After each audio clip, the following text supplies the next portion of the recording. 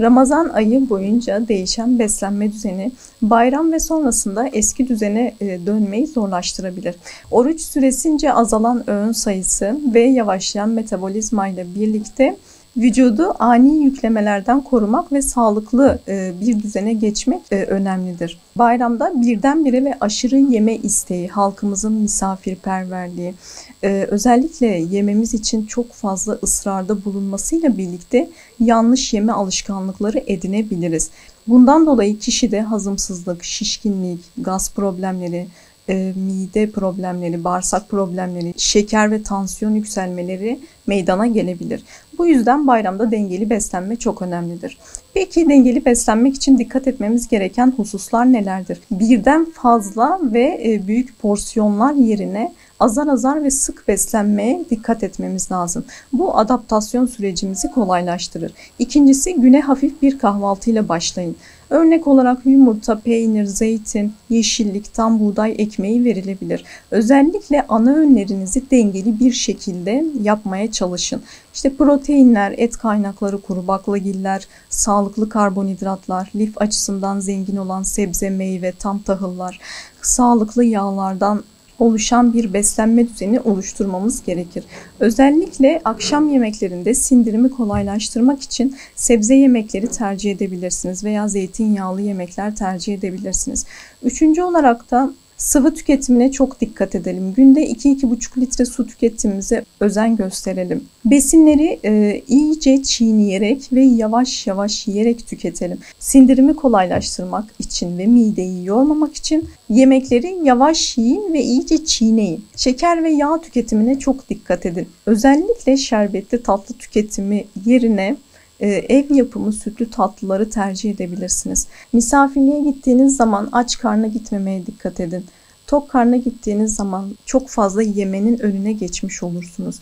Misafirliklere yürüyerek gidebilirsiniz. Asansör yerine merdiven kullanabilirsiniz. Hatta şeker hastasıysanız ara öğünlerinizi yanınızda götürebilirsiniz. Bayram sofralarında tüm yemek çeşitlerinden atıştırmak yerine tabağınıza alıp tüketmek hem gözünüzün doymasına hem midenizin doymasına sağlar.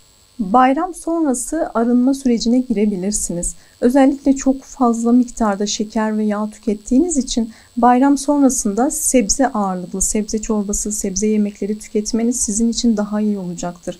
Daha kolay bir adaptasyon süreci yaşarsınız. Bağırsaklarınızı rahatlatın. Özellikle sindirim sistemi problemlerinizi çözmek için rezene çayı, papatya çayı içebilirsiniz.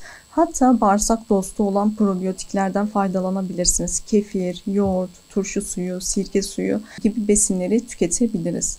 Ramazan bayramında çocuklarımızın şeker tüketimine çok dikkat etmemiz gerekir. Çocukların hoşuna gittiği için, şeker miktarı çok fazla olduğu için fazla miktarda tüketebilirler. Bunun önüne geçmemiz gerekir. Nasıl önüne geçebiliriz? Çocukların önlerine çok fazla şeker bırakmayarak, çocukların porsiyonlarıyla yetişkin porsiyonlarını karıştırmamamız gerekir. Çocukların mideleri hani yetişkinlerinki kadar büyük olmadığı için yeme konusunda ebeveynlerin çok dikkatli olmaları gerekir. Ramazan boyunca yapılan sahurdan kaynaklı vücudumuz bir alışkanlık haline getirdiği gece yeme öğünlerini şu şekilde dengeleyebiliriz. Özellikle gece uyumadan 2 saat önce ara öğün yapabilirsiniz. Peki bu ara öğünlerinizi nasıl yapabiliriz? Taze meyve tüketebiliriz, kuru meyve tüketebiliriz. Muhakkak yanında çiğ kuru yemişler tüketebilirsiniz. Badem, fındık, fıstık, ceviz gibi.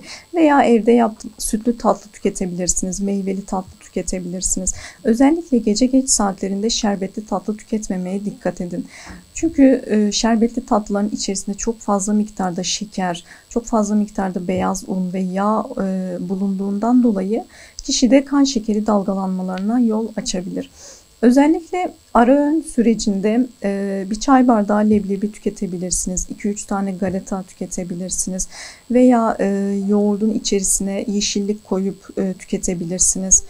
Bunlar tatlı krizlerinizin önüne geçebilir. Veya sütün içerisine bir meyve koyabilirsiniz. Meyveli süt yapıp tüketebilirsiniz. Bayramda yenilen ağır yemeklerden sonra yapılabilecek yarım saatlik hafif egzersizler, yürüyüşler mide rahatsızlıklarının önüne geçer.